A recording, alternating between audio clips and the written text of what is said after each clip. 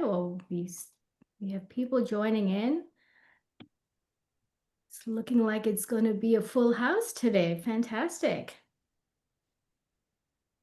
Well, welcome everyone. We'll give you all a minute to settle in.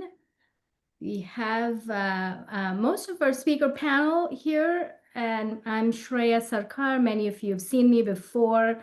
I'm currently the president and board chair of HR Strategy Forum and joined by several other board members today, including a hardworking experience creation committee that has put this event together. So I'll give you all a chance again to settle in and we'll get started soon. All right, Steph, should I go ahead? Yeah, let's jump to the next slide, and folks can actually take, as they're joining, can take 2 minutes to use this QR code to do this energy audit. We'll come back to this later in the session. So record your score. And for those that don't have a phone handy, I will put in a link in the chat as well. But this is a good exercise to do while folks are joining. Fantastic. Well, as you can see, we're getting started with your insights and input on how you're feeling today.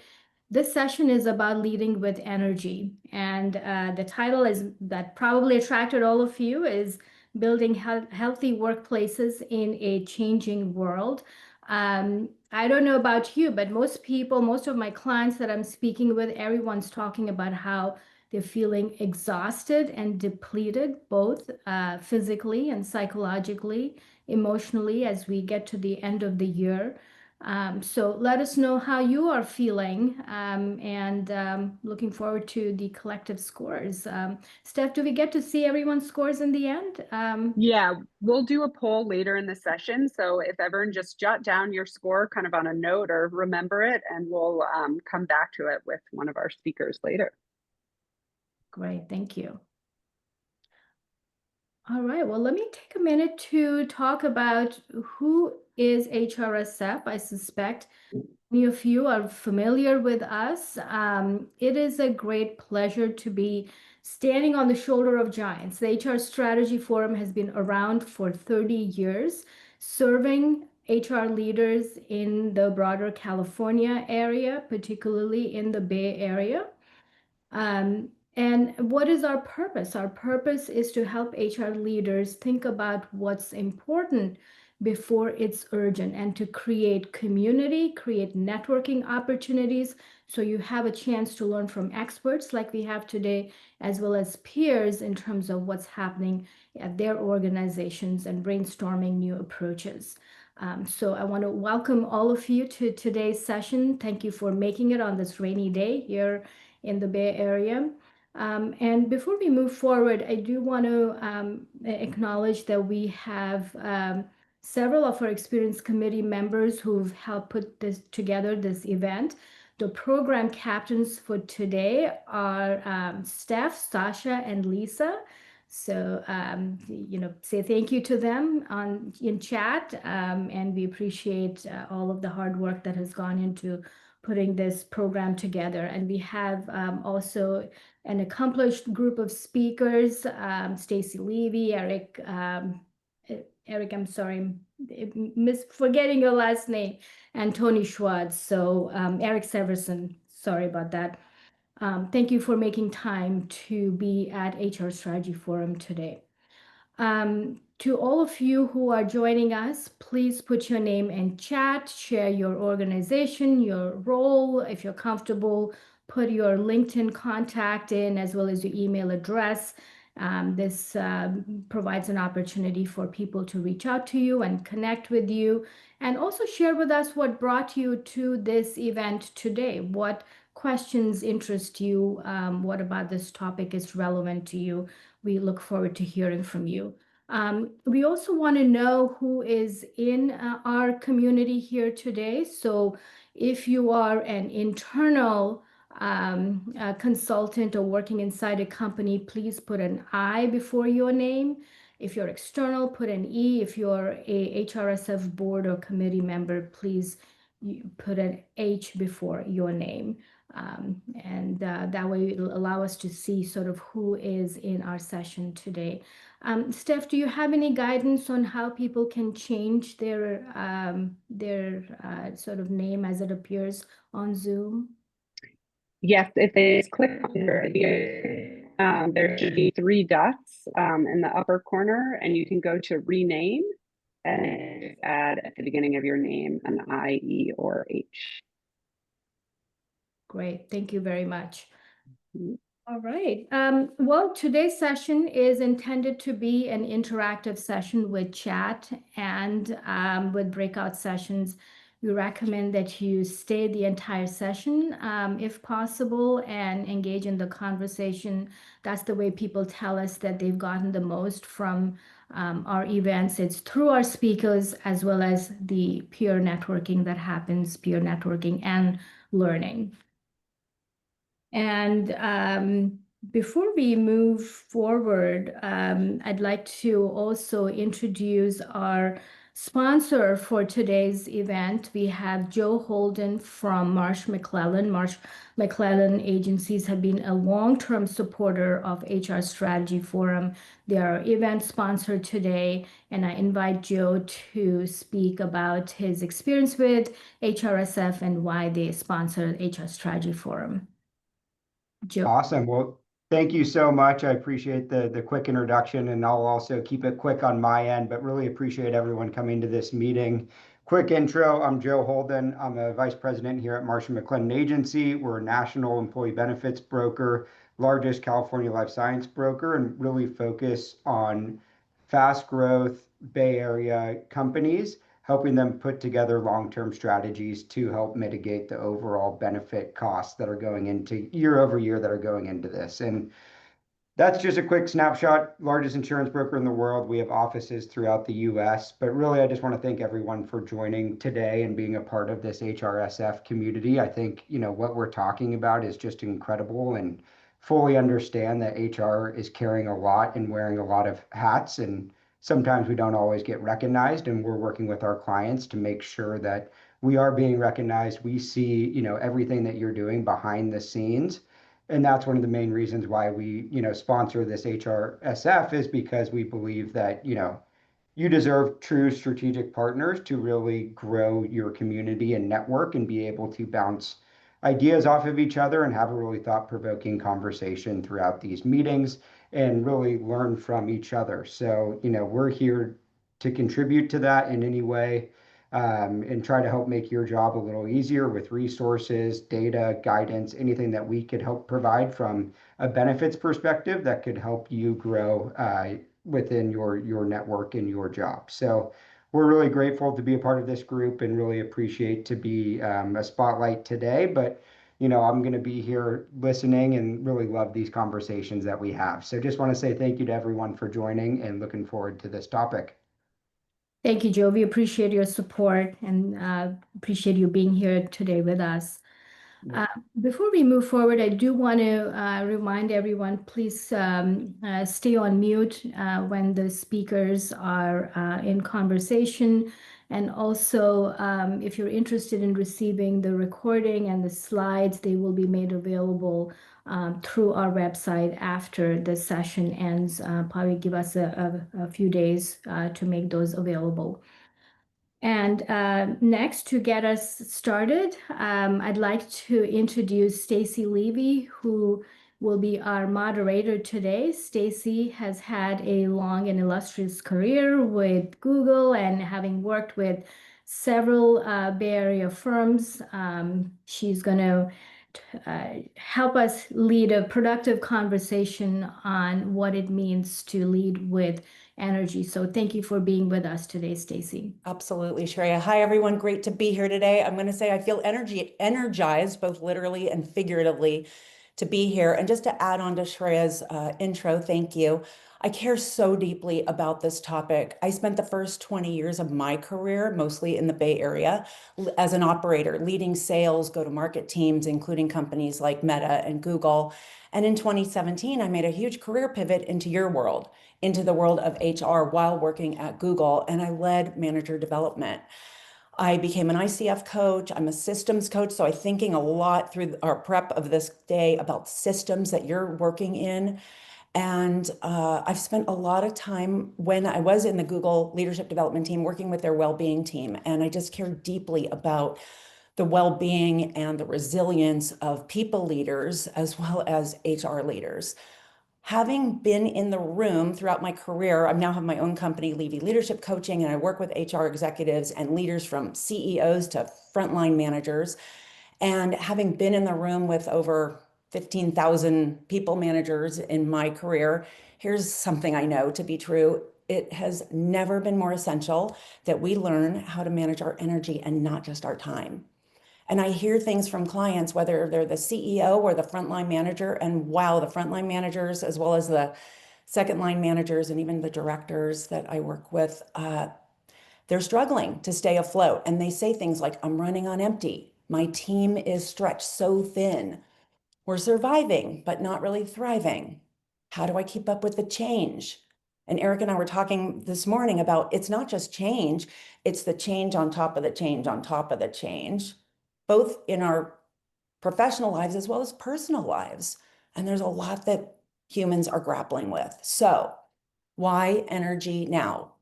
I don't have to tell all of you that we are all leading in a time that's unlike anything we've ever seen. Volatility, complexity, the change on top of the change, AI absolutely reshaping how our work gets done. And leaders at all levels of your organizations are being asked to deliver results amidst relentless uncertainty. And meanwhile, the demands of leadership have multiplied, and yet our human capacity, our energy hasn't. So when people say, I'm running on empty, Stacy, it's not a personal failing, it's a system signal. What if that is a system signal for all of us to listen to? And so the question for all of us, especially those in HR and executive roles, is how do you design organizations where energy can be renewed as fast as it's spent?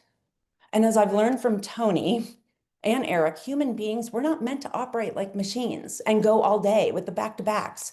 We're designed to actually pulse, exerting energy and then renewing it. And when individuals and systems ignore that rhythm, that pulse need, we see performance, engagements, and resilience erode. And I know you've seen it. And so I love this question, and I want to ask all of us to hold it today as we have this conversation. What if energy is the currency of resilience? Tony Schwartz and the Energy Project and the work that Eric Severson has done, which you're going to hear about today, have helped us name something that we've long felt but haven't clearly articulated. It's that energy, not time, is the fundamental currency of performance. And this is not just another conversation about self-care, it's about system care. Energy flows through your systems. The CEO who's setting priorities, working with the board, how HR designs culture and defines and designs policy, how managers translate what's happening in their system to themselves and their teams. It's all connected, it's all part of the system. And that's why this conversation is so critical today. You sit at that intersection of human energy and business energy. You see the opportunity to build the systems, to listen to the signals, and renew and sustain that energy. And so today we're going to look at leaders at every level, from the C-suite to the frontline managers, how they leverage energy as a source of resilience. And as we dive in today, we encourage you to hold this question. What becomes possible for you, your organization, your systems, if energy, not time or effort, becomes that primary currency? So with that, I am thrilled to introduce Tony and Eric. Eric Severson is a 3-time Chief People Officer and faculty lecturer at University of Chicago Booth School of Business. Go Chicago. Most recently, he served as Chief People ESG Belonging Officer at Neiman Marcus Group, NMG, where he helped shape a people strategy that drove cultural and business transformation. Over Eric's 30-year career, including senior HR roles at Gap, Macy's, Eric pioneered evidence-based practices that link employee well-being to performance. He's also an executive coach and advisor to mission-driven orgs focused on the future of work. Tony Schwartz is founder and CEO of the Energy Project, a global consultancy that helps leaders and orgs fuel sustainable performance by managing energy rather than time. Tony is a pioneer in the field of human performance. He advised leaders at Google. Thank you, Tony. I remember your talk at Google from years ago. Apple, Facebook, Genentech. He's the author of best-selling books, including The Power of Full Engagement, and one of them on my shelf, The Way We're Working Isn't Working. And his work continues to shape how organizations build resilience, renewal, and well-being in our modern workplace. And so with that, I'm going to turn it over to Tony to kick us off in introducing the energy framework and building upon the audit that you did at the start of today. Over to you, Tony. Great. I'm slightly anxious about whether the slides are all going to show up. They are. I know they are. They are. Yeah. Slightly anxious means, as you will see shortly, a little too much of the survival zone energy.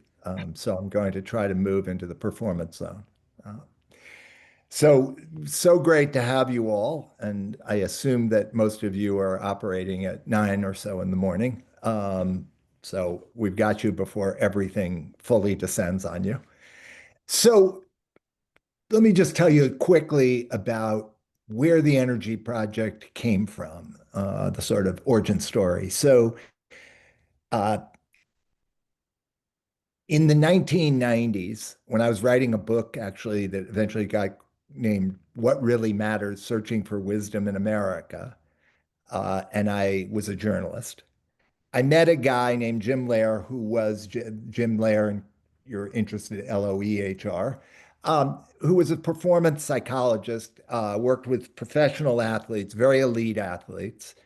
And the work that I ended up writing about that he was doing was when athletes at that very high level found their performance falling off and their traditional coaches weren't able to intervene in helpful ways, they would begin to slink off to this facility that Jim, later the two of us, had in Florida, where we would interpret their performance problems, Jim long before I did,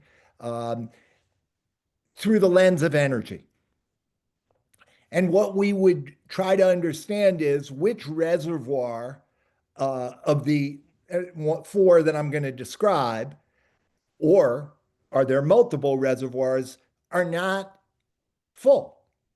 And how is that affecting your performance? And the results were astonishing.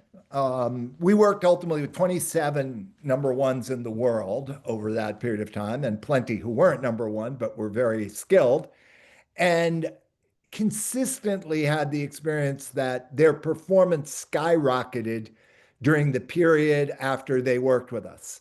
Now, the interesting thing is that they would typically leave and we'd never see them again because they thought we'd given them the magic sauce and then they didn't have to use our services anymore. Arancha Sanchez Vicario, if you possibly remember that name, and Gabriela Sabatini, two of number one women tennis players in the 80s and 90s, had never won a Grand Slam tournament when they came to us, and they won their first Grand Slam tournaments right after they worked with us. Both decided they didn't need us anymore, and neither ever won another Grand Slam tournament. So make of it what you will. But the big issue here is what we learned about energy from working with these athletes. So energy is the capacity to do work, if that's the physics definition. So if you have more energy, you have more capacity. But unlike a computer or a stove, which require one source of energy to operate, human beings, we complex creatures, require four. So none of them are sufficient by themselves. All of them influence each other. And the sum is greater, the whole is greater than the sum of the parts, by which I mean you can't develop them in isolation and get the maximum impact. It's the system that has to work. And so over the years, we've moved, and I'll talk possibly about this more later, we've moved from talking about managing energy to liberating the free flow of energy. And it's interesting because flow is a term that I'm sure you all know. It's that state in which you have a very relaxed, absorbed focus on the task that you're working on. Your self-consciousness falls out. It feels great. You perform great. It was named by a guy named Mihai Csikszentmihalyi at the University of Chicago, 1980s. And he wrote this book that was a bestseller called Flow. And I always loved it. But it only dawned on me in the last several years that he never said he never said about flow, the flow of what? It was a state, but it wasn't attached to anything. It's the flow of energy. It's the free flow of energy. And I won't burden you with the second law of thermodynamics here, but the free flow of energy is essential to the optimal functioning of any system. And that is a second law of thermodynamics principle. So I only say that because it's so easy, and you all know this, given what you do, it's so easy to dismiss work that has to do with what's going on inside you as soft and touchy-feely and what's the ROI and all of that. And I want to make the case to you today that yes, it's good to have data. And we have data. Eric is going to represent a massive amount of data that grew out of his work with us in Neiman Marcus. But you know what? It's self-evident. The business case is self-evident because how you feel is how you perform. Or let me say it more gently. How you feel profoundly influences how you perform. Now, interestingly, there's only one way you feel when you're performing at your best. It's the way you feel when you're performing at your best. So let me ask you, how do you feel? How do you feel when you're performing at your best? Go to the chat and let me know with an adjective or two. How do you feel when you're performing at your best? Energized, focused, alive, fulfilled, happy, elated, confident, engaged, energized. So this is interesting, isn't it? Those adjectives are all of a piece, aren't they? They're what I would call high positive adjectives. This is the way people feel. We've asked this question at this point to probably hundreds of thousands of people. And folks, with no disrespect to you, these are always the answers. We've yet to have in 30 years, 25 years, we've yet to have somebody say to us, you know when I perform at my best? When I'm in a rage. Or, I'm best when I'm feeling really anxious and scared. This is how people perform at their best. And that doesn't help you much because you knew. You already had this part. The real question is, the interesting subject is, when you don't feel this way, and there are times that you don't, and I would bet significant amounts of time in the world we're living in, and for sure the people who you are taking care of and serving have tons of time they're not feeling those emotions. Their eyes might bug out of their heads even looking at those emotions. Like, when's the last time I felt that? But the point is, there are other ways we feel. And so the question becomes, when you're not feeling that way, when you're not feeling those emotions, how are you feeling and what are the consequences? This is the business case. This is the business case because if this is true, this is how you feel, then ask yourself the question as we go through this, would I bet my life on the fact that people were feeling the set of emotions you just put in the chat are performing better than the people on what I'm going to call the left side of the quadrant. So can we go to that slide? Whoever is that running that slide? Is it? I'm counting on you, Stacy, because you Anne's said got it. Anne's got it. great. So Tony, okay. we don't have slide. I think you were going to share your slides. No, So so I'm going to actually resist going into the survival zone now. Um, they've been sent. I think Sasha, you have them. I think it's So all impromptu, Tony, at this point. So we're counting on you on that. okay. Let me see if I can actually, by some chance, call them up. while that's happening, let's do the poll right now That's great. because everyone did the energy audit before, and the Zoom is actually, the link is also in the chat if you haven't had a chance to do the audit. So you can see here, we'd love to know when you did the audit, you should have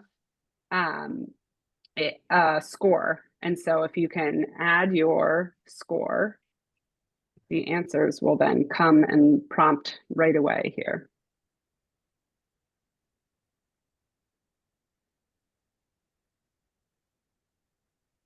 All right.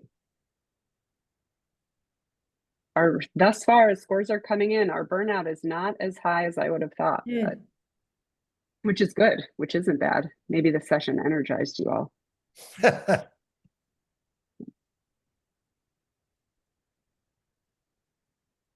And Tony, just so you know, you are sharing your desktop.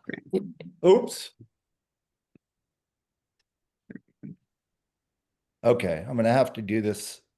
I'm going to have to do this spontaneously. But okay, are we ready to end the, where is the, I think you have to stop sharing. yeah, but I can't get it to come back up.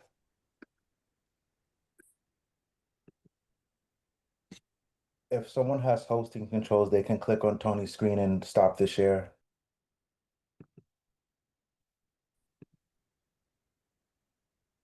Okay, Al, if you could get Sasha, Al is my IT guy, if you could get Sasha or whoever you tell us, Stacy, the slides, that would be great, okay? On it. Thank you. Thank you. Okay. Okay, oops, now I lost that.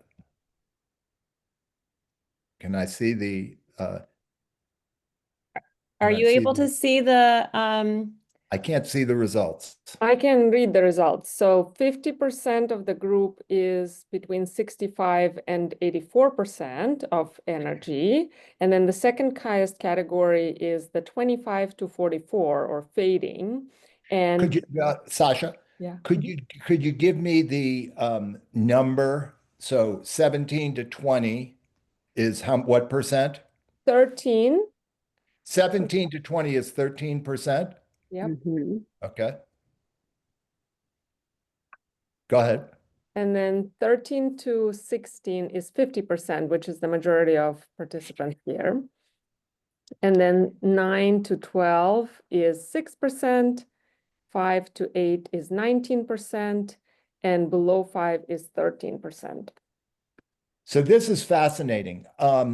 I'd love to know, and again, you could go to chat if that works for you. I'd love to know, well, whether you think that score, your score, actually, I'm just going to ask those who scored between 13 and 20, think that that's probably the same average that you would find in your organization.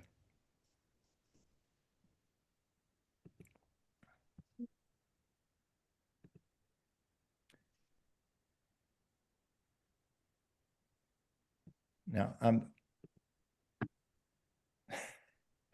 It's very embarrassing that I also don't see the meeting chat.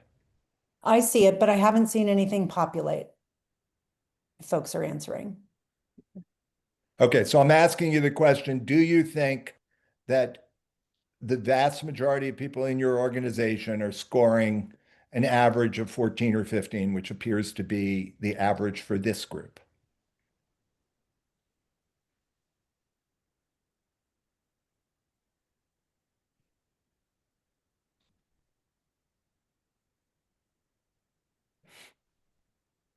We've got both a yes and a no thus far. A couple yeses.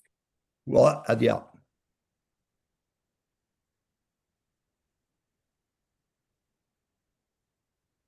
And Angela, what are you? What's your score?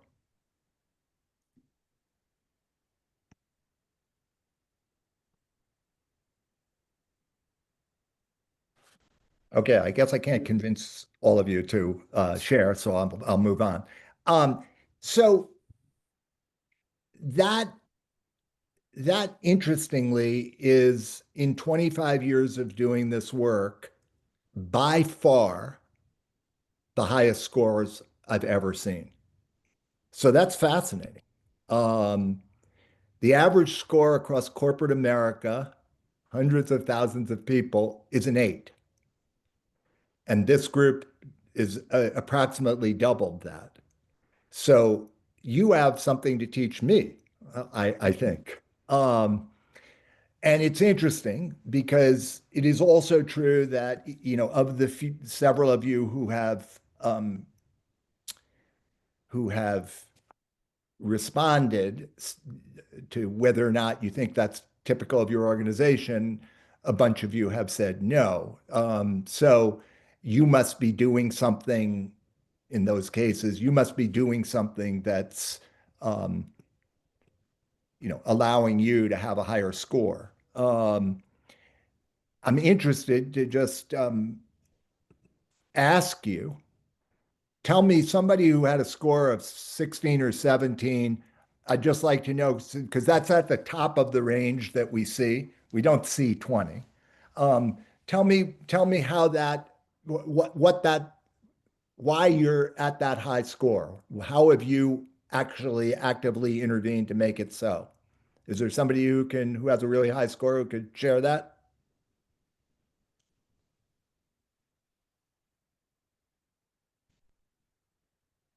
No, I mean share it out loud. Tony, if I may, I'm going to attempt to provide an answer, and I wanted to see if it resonates with the rest. Great. By the way, I'm Shreya Sarkar, board chair of HR Strategy Forum. Thank you for joining us. I believe that the group that you are seeing today that has a chance to do purposeful work. Many of us get to work either owning companies or working with clients, doing work we believe in. And I suspect that that's contributing to higher levels of just feeling fulfilled and involved and therefore energized from our work. Well, I will say, and this shouldn't be a debate.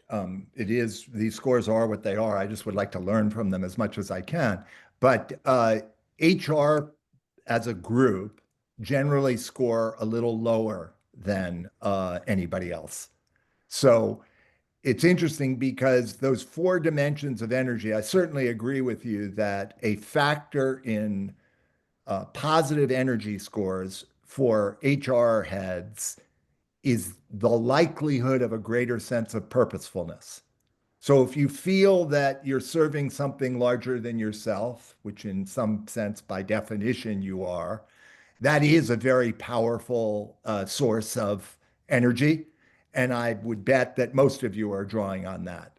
Often what happens is that when you draw mostly, or not mostly, when you draw on the spirit, what we call spiritual energy or the energy of purpose, it often is at the expense of the other dimensions of energy. So when we went and did work with the nurses at the Cleveland Clinic, there were ICU nurses in the cardiac unit, and they each had 1 or 2 patients at a time, and 40% of those patients died under their watch, not because of what they did, but because they were that serious. They were coming out of that serious level of situation. And what we discovered about these nurses is by hanging with them was that they had an extremely high incidence of urinary tract infections. And the reason was, when we asked, that they would not leave their patient's bedside. They were so devoted. Their spiritual energy, their purpose energy was so high that they were willing to sacrifice other aspects of their energy. But listen, let's say the average score for this group is a 14 or a 15, and for the people who work for you, it's a little lower or significantly lower. The real point here is that this is a period of probably the highest demand that you've ever faced. And so to operate with less than the overwhelming majority of your potential energy is challenging, is a problem. And that is what we're seeing, generally speaking, across many, many organizations. So I do want to move to, and it looks like I'm not going to do it with slides, but I do want to move to this notion of the energy quadrants. And what I'm going to ask you to do is to draw on your page just a set of quadrants, a vertical line and a horizontal line. And then at the top of the vertical line, you're going to write high. At the bottom, you're going to write low. On the horizontal line on the left, you're going to write, this is the quality of your energy. There we go. So we can now, you don't have to do that. Do I have control of this or do you? You have control. Oh, this is me, Tony. I'll give you Okay. control. Al, can you take me back 2 slides?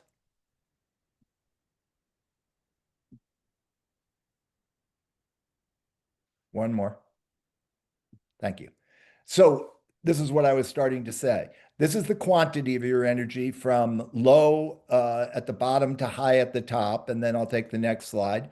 This is the quality. Al? This is the quality of your energy from negative on the left to positive on the right. So I'll take the next slide. So it gives you 4 different ways that you can feel across a day. And we were talking a few moments ago about the emotions that are associated with high performance or associated with your feeling the feelings you have when you're performing at your best. So I'll take the next slide, Al. So those adjectives you described, which I earlier called high positive, you can see reflected there. And you yourselves came up with very much the same adjectives. So now we want to understand again, when you're not there, where are you and what are the consequences? And what we find is that the greatest percentage of people are telling us, I would say the overwhelming majority of our clients are telling us that the zone in which they spend the most time these days, or the most time after the performance zone, is the next slide, Hal, is what we call the survival zone. So the survival zone is not a zone that anybody chooses. It's high negative. It's a zone you fall into. And so you fall into it when you're feeling a sense of threat or danger. And there are circumstances in which it serves you well to be there. So, for example, if a lion is coming at you, it's actually better to be in the survival zone than it is to be in the performance zone. Why? Well, because in the survival zone, you are reactive more rapidly. And the reason you can be reactive more rapidly is that your prefrontal cortex in this state, which we call fight or flight, has begun to shut down. There are no interfering thoughts. There's no part of you that's saying, oh, I can listen to Tony a little bit longer because that lion is still 85 feet from me. No, that's not serving you well. What's serving you well is to do one or the other of these adjective sets. It's to either fight, those are the left-hand ones, or to flee, the right-hand ones. Now, the problem is that there isn't a mortal threat at your door very often. But the body makes no distinction between an actual threat to your survival and a perceived threat to your survival. And the number one threat to people's survival, experience that they have that feels the equivalent of a threat to their lives, is a threat to their value or their worthiness. 70%, I just saw this statistic a couple of days ago, 70% of leaders, I think this was a McKinsey study, 70% of leaders say they suffer from the feeling that they're not good enough, from imposter syndrome. 70%. And these are at the very, very high levels. Now, obviously, they don't wear this on their sleeves necessarily, but that's what they're feeling. And so when you are feeling those feelings, which is often for many people, you tend to be in the survival zone. The cost of being in the survival zone is that, first of all, you don't think or think well because your prefrontal cortex has shut down to allow you to be more responsive.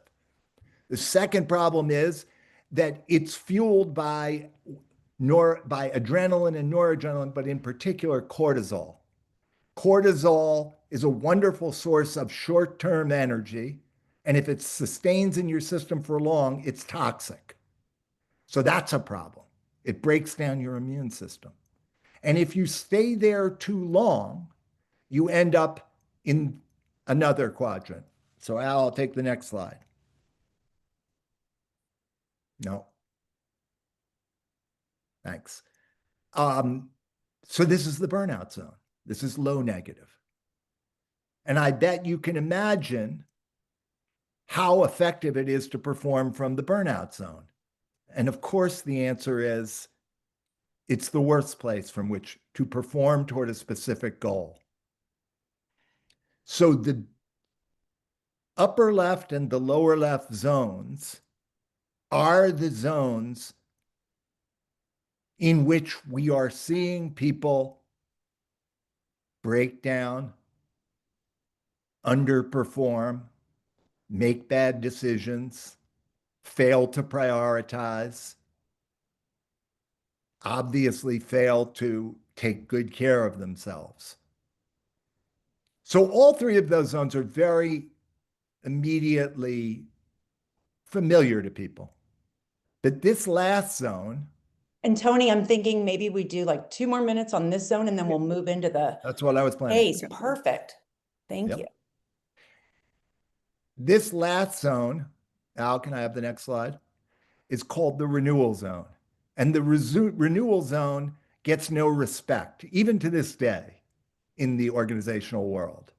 It's actually seen most often as the slacker zone. It's like, those are the people who aren't really working. And you ask somebody if they feel those emotions at work, and the answer is almost never. But the actual magic comes from the goal that we're working on is to get people to move from dropping into the survival zone frequently across a week to intentionally, intermittently choosing the renewal zone so that instead they are oscillating between the performance zone and the renewal zone. In other words, they're constantly renewing themselves. So that's the heart of the model. Great, thank you. I made a sad face on that last one, that we're not upholding that enough, that renewal zone. And so I want to bring in Eric's voice and experience here, because Eric, you had the model, you had the framework, and you certainly had the desire to bring this in. And from a change management perspective, will you share with the group here, what did you do and Neiman Marcus Group in working with Tony to ensure that the NMG leadership team was following through on their individual and team commitments to essentially become chief energy officers? Well, thank you for the question, Stacy. I think it's a really good one because what Tony and I did together, Neiman Marcus Group, represents, I think, the power of evidence-based energy management as a concept that he pioneered, he described, with the value of HR and being able to operationalize and scale evidence-based solutions, things that really work in the management of people. So kind of to bottom line it, I brought Tony in along with my CEO to work with our leadership team. And this was just based on my prior experience as CPO at DaVita and Gap with the value of implementing energy management with the leadership team to complement their competencies and skills that are usually more intellectually based. And so we started this engagement I'm going to say it was 2020, 2021 in that time 2020, period. 2020. 2020. Yeah. And the company we just gone through COVID. COVID pushed the company into bankruptcy. We emerged from bankruptcy in September of 2020 and had a long road to get to monetization, to be able to sell the company successfully with $5 billion of debt. So the reason we engaged Tony in the energy project was that I really believed from my past experience, having seen it in action, that I had the idea that you can assemble a team of champions, which I believe we had, individual champions, but that would not yield a championship team unless the team were firing on all cylinders as a team. So Tony came in and I just put together like 3 simple slides to kind of show you what I think are the 3 ingredients that cause this engagement to be successful. And along the way, I'll kind of like pepper in what does successful look like. The most important thing is that the company did sell here in December of 2024 at a 9x multiple at a time when the luxury industry, especially the multi-store luxury industry, was in a slump. And we actually sold the company for more than Nordstrom sold, which we never expected. And it's a function of how effectively those leaders work together in a very difficult market to make the most of what they had. So I would say the 3 ingredients to getting this leadership team to effectively operationalize and execute on what Tony came in and taught us was 1, the power of accountability and through commitments. So what you see on the page is just a representation of the 7 commitments that this leadership team made to one another. And they are both interpersonal, but more largely operational.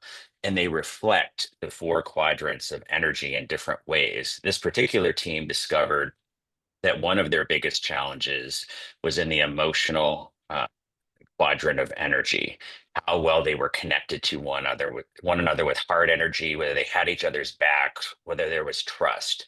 You can see, for example, number one of the commitments was when there's a conflict, we communicate openly and honestly with each other rather than going around each other, for example, to the CEO. Really powerful and important. Similarly, number 7, you see, is we prioritize relationship building with each other through routine check-ins or in-person time. And this was to build trust and get to know each other as humans, things that the team wanted to do previously, but did not prioritize because of all the things exploding in the business. And why this part is important is we had to start with what is a simple short list of behaviors that are measurable that we can hold ourselves accountable for and are willing to. So if you go to the next slide, those are the commitments. So how they held themselves accountable to these is we created a survey that they took initially monthly and then every other month once we got into the rhythm. And we've achieved hard quantitative scores, as you see on the right, on a 5-point Likert scale. And then we measured against our baseline. And every month then we got the scores. We actually did standard deviations and all kinds of other things to be able to look at this in many different analytical ways. And what happened was then we used the leadership team meetings when these were debriefed to understand why did our score go up or down? what do we need to do differently to change our scores? Because we believed that improving on these areas, it's going to improve our operating as a leadership team. And it actually did in very material ways. So we stopped wasting time. We were much faster on making decisions that needed to be made quickly. We get a leg up on the competition, reduced conflict between team members, et cetera. Your accountabilities are make them short, hold yourself accountable in a quantitative way. And quantitative is very important to these people. And I always think it is in business because our leaders are trained to focus on the numbers. So one of the things I learned a long time ago was if you want to see behavior change, you have to figure out how to translate it into numbers. I had a professor in a course I took from World at Work about 25 years ago called Finance for HR Professionals. And he said, the one thing I want you to, if you only remember one thing from this course, I want it to be this. Money and numbers are the language of the business. He who doesn't learn to speak that language will be forever silent. So I made it my business to figure out how to translate everything I thought would help the business into numbers. So the third thing on the next slide is coaching. So there's a fantastic book that's relevant to this whole discussion called The Power of Habit by Charles Duhigg that I read a number of years ago. And one of the things that impressed upon me is that human beings